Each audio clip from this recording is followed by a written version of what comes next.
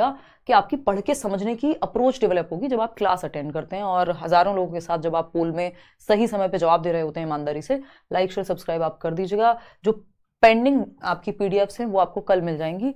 हालांकि कल और परसों आपकी क्लास नहीं होगी, शायद मैं आउट ऑफ स्टेशन होंगी, तो पीडीएफ्स आपको लेकिन सारी मिल जाएंगी। ये सीटेट का बैच है जो करियरविल ऐप पर चल रहा है। सारे टीचर्स अपना जो है अच्छे से डिस्कशन कर रहे हैं, मैं बहुत अच्छे से डिस्कशन कर रही हूँ, इस बार काफ़ी एक्टिव हूँ। नोट्स वगैरह जो हैं सारे डिफरेंट तरीके से आपको मिल रहे हैं।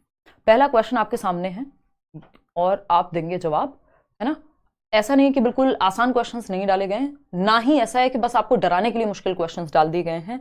जो लेवल है, जिस तरह का जो क्वेश्चंस डालना एप्ट है, उसी तरह के क्वेश्चंस, चाहे वो नए हों, पुराने हों, अदर एग्जाम्स में आए हों, है ना, लेकिन काम के सिलेबस से क्वेश्चंस, ऐसे नहीं है कुछ भी आ जाएगा। तो पढ़ करके एक बार जवाब दीजिए और अपने दोस्तों को भी बता दीजिए सीरियस तैयारी जो है अब शुरू हो गई है, ठीक है ना। 9 बजे हम लोग मिला करेंगे, बट अभी मैं 9 पे आ नहीं पा रही हूँ, बाकी क्लासेस के चक्कर में लेट हो जाती है क्लास। तो कोशिश रहेगी मंडे या ट्यूसडे जब से भी हम शुरू करेंगे तो आपकी क्लास 9 बजे ही हो, रात को 9 बजे, सुबह नहीं, ठीक है। 68% लोग ए ऑप्शन जवाब में दे रहे हैं। क्वेश्चन क्या है, aspects of development of a child and characteristics are given as, यानी बच्चे के विकास के पहलू या प्रकार, एस्पेक्ट्स को हम टाइप कह सकते हैं, एरियाज ऑफ डेवलपमेंट कह सकते हैं, डोमेन्स ऑफ डेवलपमेंट कह सकते हैं। एक चीज को कितने नामों से पूछा जा सकता है ये मैं आपको अच्छे से डिस्कस करूंगी आपके साथ, ठीक है ना। और स्टैंडर्डाइज्ड क्वेश्चंस रहेंगे, ऐसा नहीं है कि कुछ भी उठा करके आपको दे दिया, ठीक है ना। तो एस्पेक्ट्स यानी बच्चे के विकास के पहलू या प्रकार, टाइप, डोमेन, एक साइड लिखा हुआ मिलेगा और दूसरी साइड उसकी कैरेक्टरिस्टिक्स हैं, विशेषताएं हैं। तो एस्पेक्ट ऑफ डेवलपमेंट या टाइप ऑफ डेवलपमेंट एक साइड में, दूसरी साइड विशेषताएं, आपको मैच करना है। मैच द फॉलोइंग वाला क्वेश्चन है। टाइम बेसिकली इनको अब क्वेश्चन ऐसा बना देना है, क्वेश्चन पेपर में क्वेश्चन ऐसे होने चाहिए कि आपका टाइम किल हो। अगर आपने बहुत अच्छे से पढ़ाई नहीं की, बहुत अच्छे से प्रैक्टिस नहीं की, तो आप क्वेश्चन पेपर सॉल्व करने में आपका समय निकल जाएगा, टाइम ही मैनेज नहीं होगा। इसलिए इस तरह के लेंथी क्वेश्चन डाले जाते हैं।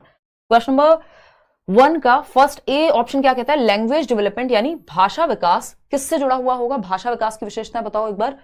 द चाइल्ड आस्क्स क्वेश्चंस, कि बच्चा क्वेश्चन पूछता है, चलो भाई हो सकता है। कॉग्निटिव डेवलपमेंट किससे जुड़ा हुआ होगा। Cognitive development, child is able to walk on, नहीं ये तो फिजिकल डेवलपमेंट है। इमोशनल डेवलपमेंट है, द चाइल्ड फील्स हैप्पी, हाँ ये बात सही है। बच्चा चल सकता है, ये फिजिकल डेवलपमेंट का उदाहरण है।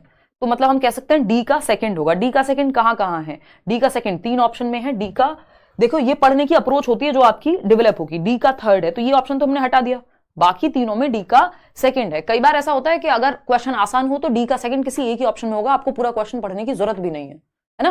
तो डी का सेकंड तो कई जगह पे है।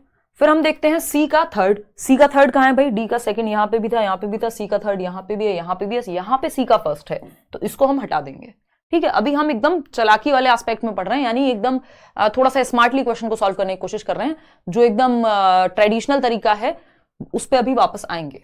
तो अब सिर्फ 2 ऑप्शन बचते हैं जिनमें से कोई एक सही उत्तर होगा, ठीक है। अब यहां पे हम देख रहे हैं कि कॉग्निटिव डेवलपमेंट के बारे में, the child takes part in discussion. अब हमें पता है कि जो लैंग्वेज डेवलपमेंट है, जो भाषा का विकास है, वो हमारे दिमाग के विकास से जुड़ा हुआ है, यानी कॉग्निशन के डेवलपमेंट से ही जुड़ा हुआ है। जब हम कॉग्निशन डिस्कस करते हैं, ये तो बैच की क्लास हुई, जब हम कॉग्निशन डिस्कस करते हैं, कॉग्निटिव डेवलपमेंट, तो हम डिस्कस करते हैं लेफ्ट ब्रेन होता है, राइट हेमिस्फीयर होता है। लेफ्ट ब्रेन में लॉजिक है, लैंग्वेज है, यानी ब्रेन के डेवलपमेंट से भाषा का विकास भी है, ठीक है ना। तो कॉग्निटिव डेवलपमेंट और लैंग्वेज डेवलपमेंट में यहां थोड़ा सा कंफ्यूजन है, क्वेश्चन ने पूछा ही उस तरह से है। तो अगर मैं देखूं यहां, आपको देखना है किसमें दिमाग पे जोर ज्यादा पड़ेगा, वो कॉग्निटिव डेवलपमेंट की तरफ लेकर के जाएगा क्वेश्चन हमें। अब यहां पे आपको पता है इमोशनल डेवलपमेंट, हाँ बच्चा कैसा महसूस करता है, ये उसके इमोशनल डेवलपमेंट यानी भावनात्मक विकास से जुड़ा हुआ है। अगर हम बात करें फिजिकल डेवलपमेंट, बच्चा चलना सीखता है, ये उसके शारीरिक विकास से जुड़ा हुआ है। इनमें तो कोई कंफ्यूजन नहीं है। सी और डी को तो हम यहां हटा सकते हैं क्योंकि कोई कंफ्यूजन नहीं है। अब ए और बी बचता है, सिर्फ ए और बी की माने अगर, तो कॉग्निटिव डेवलपमेंट आपको देखना है, the child takes part in discussion, बच्चा चर्चा में भाग लेता है। तो चर्चा भी बिना दिमाग के तो होती नहीं है। दूसरा है लैंग्वेज डेवलपमेंट के सामने लिखा हुआ है, चाइल्ड आस्क्स क्वेश्चंस, बच्चा प्रश्न पूछता है। अब हमें एक बात समझ में आनी चाहिए कि दिमाग का ज्यादा यूज प्रश्न पूछने में होगा, चर्चा में भी होगा, बट चर्चा में लिंग्विस्टिक इंटेलिजेंस या लैंग्वेज का डेवलपमेंट ज्यादा चाहिए। बच्चा डिस्कशन में पार्ट तभी ले पाएगा जब उसका भाषा विकास ठीक हो, या वो भाषा का प्रयोग ज्यादा है डिस्कशन में। क्वेश्चन आप खराब भाषा में भी पूछ सकते हैं, ठीक से अगर बच्चा नहीं भी बता पा रहा, सही उसकी भाषा नहीं भी है, तब भी वो क्या करेगा, क्वेश्चन पूछेगा। क्वेश्चन पूछने के लिए थिंकिंग स्किल लगती है, और थिंकिंग किससे जुड़ी हुई है, कॉग्निशन से। तो कॉग्निटिव डेवलपमेंट में जाएगा ये द चाइल्ड आस्क्स क्वेश्चंस। नहीं तो ये आसान था क्वेश्चन। लैंग्वेज डेवलपमेंट से जोड़ दिया हमने। डिस्कशन में पार्ट लेना एक लैंग्वेज डेवलपमेंट का पार्ट ज्यादा है, चर्चा जो है वो भाषा विकास के तहत ज्यादा आती है। हो सकते हैं कुछ बच्चे तो पार्ट ही ना लें अगर लैंग्वेज डेवलपमेंट उस तरह से नहीं हुआ, लेकिन क्वेश्चन पूछना मतलब बच्चे ने कुछ सोचा है, कुछ रीजन किया है, कुछ थिंक किया है, चिंतन किया है, तर्क किया है। तो एक ही ऑप्शन सही बचता है जो आप लोग दे भी रहे हैं 58% लोग। नहीं तो ए और बी में बहुत लोग कंफ्यूज हैं। ए का फर्स्ट नहीं हो सकता, लैंग्वेज डेवलपमेंट का फर्स्ट। नहीं नहीं नहीं नहीं, गलत गलत गलत गलत जवाब दे रहे हैं आप लोग। बस आपको लगा कि यहीं फंस जाते हैं, नहीं। ए का फोर क्या है, चर्चा में पार्ट लेना, ठीक है। बी का फर्स्ट कॉग्निटिव डेवलपमेंट, बच्चा क्वेश्चन पूछता है, क्वेश्चन पूछने के लिए थिंकिंग लगी होगी 100%। तो आंसर जो है वो सी सही होगा। यहां थर्ड के साथ हम जाएंगे, बहुत क्लोज है ये, लेकिन थर्ड के साथ हम यहां पे जाएंगे। बहुत सारे लोगों ने एक ही उत्तर दे दिया है क्योंकि आसान है ना। हमें लग रहा है लैंग्वेज मतलब बच्चे का क्वेश्चन पूछना लैंग्वेज में आ जाएगा, फिर ये इतने बेवकूफ थोड़ी है कि आपको सेम ही दे देंगे, बिल्कुल मैच करने की जरूरत ही नहीं पड़ेगी, है ना। Cognitive development, child takes part in discussion. चलिए खैर आगे बढ़ते हैं। थर्ड ऑप्शन बी का फर्स्ट कॉग्निटिव डेवलपमेंट, हाँ ठीक तो है, और लैंग्वेज का ए का 4, हाँ परफेक्ट। तो थर्ड ऑप्शन सही है, कोई दिक्कत नहीं है। आगे बढ़ेंगे क्वेश्चन नंबर 2। क्वेश्चन नंबर 2 देखिएगा और जवाब दीजिएगा। Cognitive powers of a child, भाई आपको पता है ना विकास के प्रकार PCSE, physical, cognitive, socio emotional, यानी शारीरिक, संज्ञानात्मक, दिमाग का विकास, मेंटल डेवलपमेंट कहते हैं जिसको, सोशल और इमोशनल एक साथ आ जाते हैं। तो सेकंड क्वेश्चन क्या कहता है, फटाफट से देखिएगा। Cognitive powers of a child like imagination power, यानी कल्पना करना, इंटेलिजेंस यानी बुद्धि, एबिलिटी टू टेक डिसीजंस, निर्णय लेना, are related to child's physical development. क्या शरीर से निर्णय लेगा बच्चा, या फिर बुद्धि या कल्पना करना, डिसीजन मेकिंग, ये सब आपको बताए हुए हैं। ये किसका पार्ट है, ऑलराउंड डेवलपमेंट पे क्यों चले जाते हो, हैं कौन से नशे हैं ये दिमाग का काम है यहाँ पे। तो दिमाग का काम मेंटल डेवलपमेंट या कॉग्निटिव डेवलपमेंट से होगा, और साफ साफ लिखा हुआ है कॉग्निटिव पावर्स, यानी संज्ञानात्मक क्षमताएं लग रही हैं जिसमें, जिसको मेंटल डेवलपमेंट भी कह देते हैं। कॉग्निटिव डेवलपमेंट को मानसिक विकास या संज्ञानात्मक विकास या बौद्धिक विकास, इंटेलेक्चुअल डेवलपमेंट भी कह सकते दी है। तो इसको आप इंटेलेक्चुअल भी कह दो, आप इसको मेंटल कह दो, आप इसको कॉग्निटिव कह दो, ठीक है ना। दिमाग के सारे काम इसी विकास के प्रकार से होंगे, वो है संज्ञानात्मक विकास, ठीक है। इतनी बात। आगे बढ़ते हैं क्वेश्चन नंबर 3 देखिएगा एक बार। क्वेश्चंस अच्छे हैं, आराम से प्रैक्टिस करो, देखो कितना स्कोर कर पा रहे हो। असर्शन यानी कथन और इसका कारण। Apart from academic learning it is important to focus on the socio emotional needs of the students in an educational setup, यानी शैक्षणिक शिक्षा के अलावा, यानी सिर्फ एकेडमिक्स जो सब्जेक्ट्स आप पढ़ा रहे हो स्कूल में, उसके अलावा यह भी महत्वपूर्ण है कि बच्चे के सामाजिक सांवेगिक पक्ष पे, यानी कि वो ग्रुप में खेल रहा है कि नहीं, उसके इमोशंस को, उसको ठीक महसूस कैसा हो रहा है क्लासरूम में, उसको अपनापन फील हो रहा है कि नहीं, वो दोस्ती कर पा रहा है कि नहीं, आपसे एज अ टीचर अपनी बात कह पा रहा है कि नहीं, इन सब का भी ध्यान रखना है। सिर्फ बच्चे को रट्टू तोता नहीं बनाना है, सिर्फ सब्जेक्ट्स नहीं पढ़ाने हैं उसे। ये बात एकदम सही है, ट्रू है। सेफ एनवायरमेंट, कॉन्ड्यूसिव एनवायरमेंट देना, जिसको हम समृद्ध वातावरण कहते हैं या परिवेश कहते हैं, जहां बच्चा फल फूल सके, ठीक है ना। रीजन क्या है इसका, emotions play a significant role in cognition. जो अनुभूति है, अनुभूति नहीं कहेंगे, कॉग्निशन को संज्ञान कहेंगे, कि संज्ञान में भावनाएं महत्वपूर्ण भूमिका निभाती हैं। यानी जो आपका दिमाग का विकास है, या जो आपका पढ़ना लिखना एकेडमिक्स जो कि कॉग्निशन का पार्ट है, जिसमें दिमाग का यूज आप कर रहे हैं, उसमें इमोशंस भी महत्वपूर्ण है, क्योंकि विकास के चारों प्रकार जो है आपस में जुड़े हुए हैं, एक दूसरे को प्रभावित करते हैं। कॉग्निशन एंड इमोशन एक दूसरे को प्रभावित करते हैं, हर बार क्वेश्चन आता है और आता रहेगा। तो both A and R are true and R is the correct explanation of A. A सही है कि हमें सिर्फ एकेडमिक्स पे नहीं, सोशियो इमोशनल नीड्स पे भी ध्यान देना है। उसका रीजन है कि इमोशंस और कॉग्निशन अलग नहीं है, जुड़े हुए हैं। तो दोनों सही हो गए। क्वेश्चन नंबर 4 देखिएगा। Which of the following traits are determined solely by heredity, यानी निम्नलिखित में से कौन सा लक्षण पूरी तरह से आनुवंशिकता द्वारा निर्धारित होता है। बहुत अच्छा क्वेश्चन है ये। अच्छा क्वेश्चन किसकी वजह से बना, इसकी वजह से। नहीं तो ये आसान क्वेश्चन था, पूछा जा चुका है, बहुत साल पहले आता था, वन लाइनर की फॉर्मेट में आ जाता था, वन लाइन में पूछ लेते थे, और आपको यहाँ इन 4 में से कुछ चूज करना होता था। अब आपको चूज यहां से करना है, ना कि यहां से, है ना। तो थोड़ा सा कॉम्प्लेक्स, कई बार ऑप्शंस मुश्किल बनाते हैं क्वेश्चन को, क्वेश्चन अपने आप में मुश्किल नहीं होता, ठीक है ना। तो निम्नलिखित में से कौन सा लक्षण पूरी तरह से आनुवंशिकता द्वारा निर्धारित होता है। डेली क्लास टाइम भाई 9 बजे का कर देंगे, सैटरडे संडे रखेंगे ऑफ। अगर मैं कभी होती हूँ तो ले भी लूंगी सैटरडे संडे को। अभी 9:30 हो रही है, कभी 9:45 हो रही है, कभी 9:15 हो रही है, अभी टाइम फिक्स नहीं हो पा रहा है। मंडे या ट्यूसडे से आपका टाइम फिक्स कर देंगे रात को 9 बजे का, जो पहले हुआ करता था फिक्स। ठीक है ना। फर्स्ट ऑप्शन कह रहे हैं ए, पूछा है निम्नलिखित में से कौन सा लक्षण पूरी तरह से आनुवंशिकता, जेनेटिक्स आपकी हेरिडिटी के द्वारा पूरी तरह से क्या निर्धारित है? Colour of your eyes, intelligence, moral development या सोशल डेवलपमेंट। देखो मॉरल और सोशल तो समाज यानी एनवायरमेंट से प्रभावित होते हैं ज्यादा, ये बात हम जानते हैं, लेकिन हमें ये पता है कि कलर ऑफ योर आईज, आपकी आंखों का रंग, आपकी हेरिडिटी आपके माता या पिता या उन दोनों के पूर्वजों से यानी आपके फोर फादर्स से ही आया है। तो जो जेनेटिक्स से गुण हम पास डाउन करते हैं अपनी नेक्स्ट जनरेशन में, उनको हम हेरिडेटरी गुण कहते हैं, जो सोली डिटरमाइन कौन से होते हैं? आपकी आंखों का रंग, आपकी त्वचा का रंग, आपके हेयर टाइप, आपका बॉडी स्ट्रक्चर, ये सब हेरिडिटी निर्धारित करती है। इंटेलिजेंस भी बहुत हद तक या आईक्यू भी बहुत हद तक हेरिडिटी ही निर्धारित करती है, लेकिन हम ये नहीं कह सकते यहां पे कि इंटेलिजेंस को पूरी तरह से सिर्फ हेरिडिटी ही निर्धारित करती है।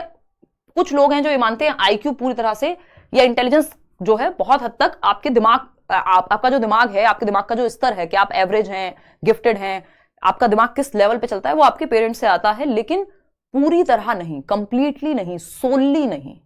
फिर एजुकेशन का कोई रोल नहीं रह जाता, फिर आपकी मेहनत का कोई रोल नहीं रह जाता, फिर एनवायरमेंट का कोई रोल नहीं रह जाता, अगर सिर्फ और सिर्फ हेरिडिटी ही निर्धारित करती इंटेलिजेंस को। फिर ये ऐसा ही हो जाता जैसे आपकी आंखों का रंग, आपको कोई एफर्ट थोड़ी करना है आंखों का रंग बनाए रखने के लिए, लेकिन बुद्धि को विकसित करने के लिए आपको मेहनत करनी पड़ती है। तो इसमें एनवायरमेंट का भी रोल है, इसलिए इंटेलिजेंस को इसमें काउंट नहीं करेंगे। इंटेलिजेंस प्रभावित होती है, लेकिन सोलली लिख दिया ना, अगर ये सोलली नहीं लिखते तो हम दोनों को साथ ले लेते। ठीक है ना। तो ये एक बेसिक सी बात है। और बहुत सारे लोग तो आईक्यू को सही भी नहीं मानते, वो कहते हैं बुद्धि एक मल्टी डायमेंशनल तत्व है जिसको बढ़ाया जा सकता है सही से काम करके। बहुत हद तक नहीं, बहुत ज्यादा चेंज नहीं आ जाएगा, लेकिन संभव है। क्वेश्चन नंबर 5 देखिएगा। असर्शन क्या है, यानी कथन है, a traditional Indian women's role is to be in charge of domestic chores like serving her husband, looking after her children, cooking and cleaning. यानी कथन क्या है कि एक पारंपरिक भारतीय महिला की भूमिका घरेलू कामों की प्रभारी होना है, घर को संभालना है, जैसे कि अपने पति की सेवा करना, अपने बच्चों की देखभाल करना, खाना बनाना और सफाई करना, है ना। अब आप समझ पा रहे हैं ये कौन सा थॉट प्रोसेस है? ये है स्टीरियोटाइप वाला थॉट प्रोसेस, लिंग रूढ़िबद्धता। और अनफॉर्चुनेटली कुछ लोग आज भी इसी बात को मानते हैं, जीते हैं, है ना। और ये क्या है? स्टीरियोटाइपिंग है कि आप इक्वालिटी और इक्विटी दोनों में से कुछ नहीं है यहां पे अगर देखा जाए तो। ठीक है ना। तो ट्रेडिशनल इंडियन वुमेन का रोल क्या है कि वो घर में रहे, बच्चों का ध्यान रखे, पति का ध्यान रखे। ये क्या है? ये स्टीरियोटाइप को शो करता है। रीजन क्या है? Gender stereotypes are beliefs held about characteristics and activity domains that are considered being appropriate for men and women। पूछा क्या है? लैंगिक रूढ़िवादिता उन विशेषताओं और गतिविधि डोमेन के बारे में धारणाएं हैं जिन्हें पुरुष और महिलाओं के लिए उपयुक्त माना जाता है, यानी ये जेंडर रोल्स हैं जो समाज बनाता है। ट्रू है ये बात एकदम, है ना। इसका जो रीजन है, इसने बताया कि ये स्टीरियोटाइप है। अगर कोई इस बात को कहता है तो ये स्टीरियोटाइप है। तो a traditional Indian women's role is to be in charge of domestic chores like serving her husband and all, both A and R are correct and R is the correct explanation of A। देखो यहां पे correct explanation का वो नहीं लिखा हुआ कि correct explanation है या नहीं है, ठीक है ना। तो A is correct and R is नहीं, वो तो फिर हम उसी सेंस में लेके जाएंगे, असर्शन और रीजनिंग वाले में ही इसको आगे बढ़ेंगे।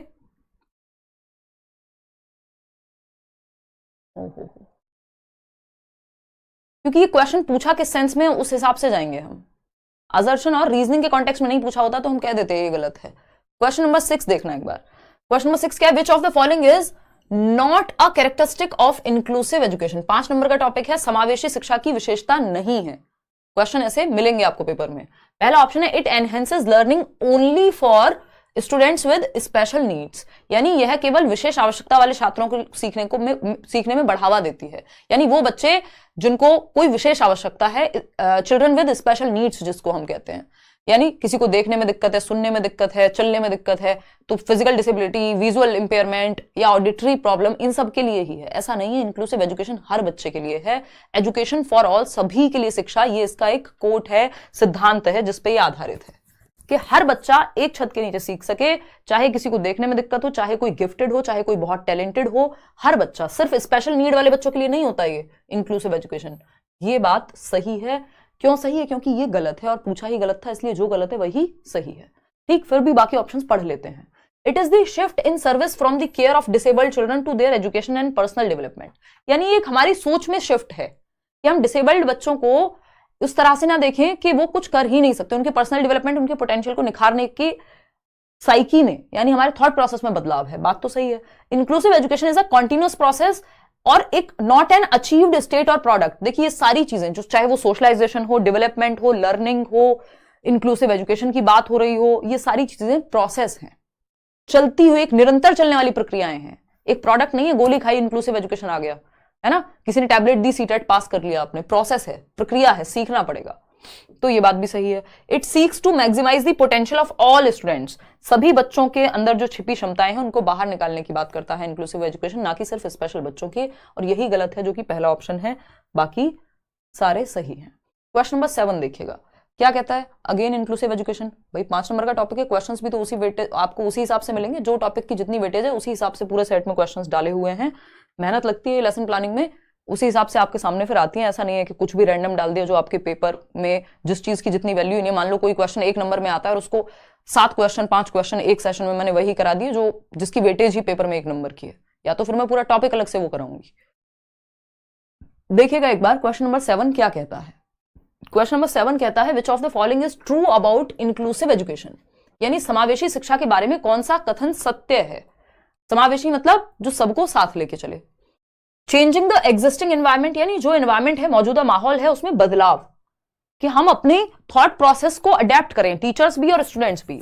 वो बच्चे भी जिनको कोई दिक्कत नहीं है चलने फिरने में, और कोई बच्चा है जो बैसाखी से स्कूल आता है तो वो, या लोकोमोटर डिसेबिलिटी है उसको, तो उसका मजाक ना उड़ाएं। तो ये एग्जिस्टिंग एनवायरमेंट में चेंज है, थॉट प्रोसेस में चेंज है, बिल्डिंग में चेंज है, कि जहां सीढ़ियां हैं वहां रैंप बनवा दिया ताकि व्हीलचेयर वाला बच्चा भी जा पाए और नॉर्मल बच्चा भी, जिसको हम कह रहे हैं कि जिसको चलने में दिक्कत नहीं है। तो एनवायरमेंट, एग्जिस्टिंग एनवायरमेंट में चेंज, बिल्कुल सही बात है। Differentiated teaching methods being used, इस बार भी पूछा गया। ये डिफरेंशिएटेड इंस्ट्रक्शन तो आप दिमाग में बिठा लीजिए।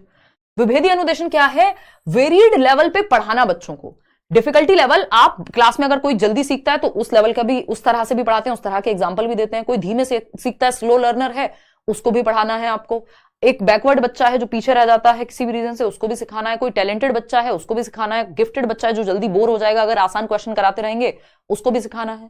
तो आपको अलग अलग लेवल पे पढ़ाना आना चाहिए, उसी को डिफरेंशिएटेड टीचिंग कहते हैं, कि आप सिर्फ एक ही मेथड का इस्तेमाल नहीं करते, सबको एक डंडे से नहीं हाँकते हैं। तो दोनों बातें सही है, both A and first and second, fourth option is the right answer. आगे बढ़ेंगे, क्वेश्चन नंबर 8 देखिएगा, असर्शन और रीजनिंग। देखिएगा, जवाब दीजिए, फटाफट से सॉल्व कर दीजिए, मुझे पता है आप लोग कर देंगे इसको सॉल्व। देखना एक बार क्वेश्चन नंबर 8 क्या कहता है, फटाफट से पढ़ो और जवाब दो। असर्शन और रीजनिंग वाला क्वेश्चन है, जल्दी से जवाब दो।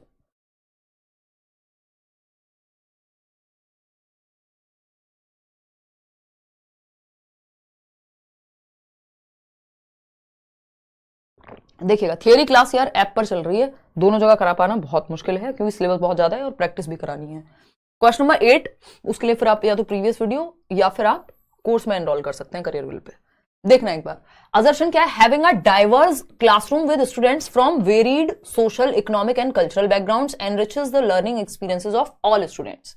यानी विभिन्न सामाजिक, आर्थिक और सांस्कृतिक पृष्ठभूमि वाले छात्रों के साथ एक विविध कक्षा होने से सभी छात्रों के सीखने के अनुभव समृद्ध होते हैं। यानी डिफरेंट तरह के बच्चे होंगे।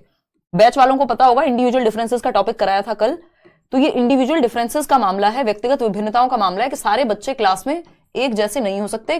किसी बच्चे का इंटरेस्ट किसी चीज में, किसी का एटीट्यूड, एप्टीट्यूड, सीखने का स्तर, इन सब में भिन्नता पाई जाती है। और ये एक साथ डिफरेंसेस वाले बच्चे, यूनिटी इन डाइवर्सिटी की हम बात करते हैं, विभिन्नता में एकता की, तो इनको सबको साथ लेके चलना एक अच्छी बात है कि क्लास में अलग अलग तरह के बच्चे हैं। ट्रू, सही बात है। रीजन क्या है इसका? ओनली स्टूडेंट्स विद विजुअल और hearing impairment and learning disability benefit from inclusion. ये कह रहे हैं इंक्लूसिव एजुकेशन जिसमें ये सब तरह के बच्चे होते हैं, इंडिविजुअल डिफरेंसेस वाले बच्चे इंक्लूसिव एजुकेशन में होते हैं, व्यक्तिगत विभिन्नताएं वाले बच्चे। लेकिन इंक्लूसिव एजुकेशन में सिर्फ विजुअल इंपेयरमेंट वाले बच्चों पर ध्यान दिया जाता है, यानी जिनको देखने में समस्या है। तो ये बात एकदम गलत है, क्योंकि हर तरह के बच्चे पे हम ध्यान देते हैं। इंक्लूसिव एजुकेशन का मतलब ये सबको इंक्लूड करना, सबका समावेशन। तो A is true but R is false. C option या थर्ड ऑप्शन यहाँ पे सही है, जो कि आप लोग जवाब दे भी रहे हैं। क्वेश्चन नंबर 9 देखिएगा, ये एक छोटा सा आसान सा क्वेश्चन, एक ट्राई जैसा, ये वाला क्वेश्चन आपको इजी लगना चाहिए। क्या पूछा है फटाफट से देखिएगा। A teacher can foster creativity, यानी एक शिक्षक बच्चों में रचनात्मकता को बढ़ावा दे सकता है। रचनात्मकता क्या होती है? कुछ नया करना, कुछ नोवल करना, कुछ डिफरेंट करना, कुछ हटके करना, जिसमें बच्चा अलग अलग दिशाओं में सोचे। डाइवर्जेंट थिंकिंग से जुड़ी हुई है, अपसारी चिंतन से बोला हुआ है आपको, डीसी साथ जाता है ना कि सीसी। सीसी बोले तो कन्वर्जेंट थिंकिंग क्रिएटिविटी के साथ नहीं जाती, बट डाइवर्जेंट थिंकिंग सी यानी क्रिएटिविटी के साथ जाती है। ऐसे शॉर्ट फंडे बहुत सारे आपको याद करा दिए जाएंगे, पेपर तक दिमाग में बैठ ही जाएंगे, ठीक है ना। तो डेवलपिंग कॉन्फिडेंस इन देम, यदि हम बच्चों में कॉन्फिडेंस विकसित करेंगे, यार कुछ नया सोचो, कुछ कोई भी प्रॉब्लम है कुछ नए तरीके से करके दिखाओ, ये काम डिफरेंट तरीके से करके दिखाओ। Giving them opportunity to express, बच्चों को अपनी बात कहने का अवसर देंगे कि मैम इस काम को ऐसे भी तो कर सकते हैं, तो आप सुन रहे हैं, बेशक हो सकता है वो आइडिया काम करना हो। फर्स्ट और सेकेंड दोनों ही बातें सही हैं, तो इसलिए थर्ड ऑप्शन हो जाएगा बोथ ऑफ दीज, यानी उपयुक्त तो दोनों, ठीक है ना। क्लियर है बात। आगे बढ़ेंगे, क्वेश्चन नंबर 10 देखिएगा। ये क्या कहता है भाई क्वेश्चन नंबर 10, फटाफट से जवाब देंगे। ये कहता है a specific type of learning disability, इस क्वेश्चन में आप फंस सकते हैं, ध्यान से जवाब दीजिएगा। A specific type of learning disability in which there is difficulty attaching meaning to sound groups that form words, sentences and stories is known as. एक विशिष्ट प्रकार की सीखने की अक्षमता या लर्निंग डिसेबिलिटी, जिसको हम अधिगम अक्षमता कहते हैं। लर्निंग डिसेबिलिटी में क्या आ जाती है? ये जो लर्निंग डिसेबिलिटी टर्म है, इसको दिया था सैमुअल किर्क ने 1960s में, और इसमें कुछ स्पेसिफिक लर्निंग डिसेबिलिटीज हैं, जैसे डिसलेक्सिया, डिसकैल्कुलिया, डिसग्राफिया, है ना, डिस्टोपिया, और भी बहुत सारे हैं, डिस्प्रैक्सिया। ये सारे क्या हैं? लर्निंग डिसेबिलिटीज हैं, ठीक है। अब इसमें आप लोग गड़बड़ करते हुए नजर मुझे आ रहे हैं, गलत जवाब आपने दे दिया है। देखिए, एक विशिष्ट प्रकार की सीखने की अक्षमता जिसमें शब्दों, वाक्यों और कहानियों को बनाने वाले ध्वनि समूहों से अर्थ जोड़ने में कठिनाई। आप ये मिस कर गए, यहां आपने रट्टे लगा लिए कि साउंड के साथ वर्ड जोड़ने में दिक्कत हो रही है या लेटर जोड़ के पढ़ने में दिक्कत हो रही है, तो ये तो डिसलेक्सिया होगी, बस पढ़ने की बात हो रही है। जबकि यहां अर्थ को समझने में भी दिक्कत है। यहां पे लिखा हुआ है difficulty in attaching meaning to sound, सिर्फ लेटर को साउंड के साथ जोड़ने में दिक्कत नहीं है, मीनिंग को भी जोड़ने में दिक्कत है ना, चाहे वो वर्ड्स का हो, सेंटेंसेस का हो या स्टोरीज का हो।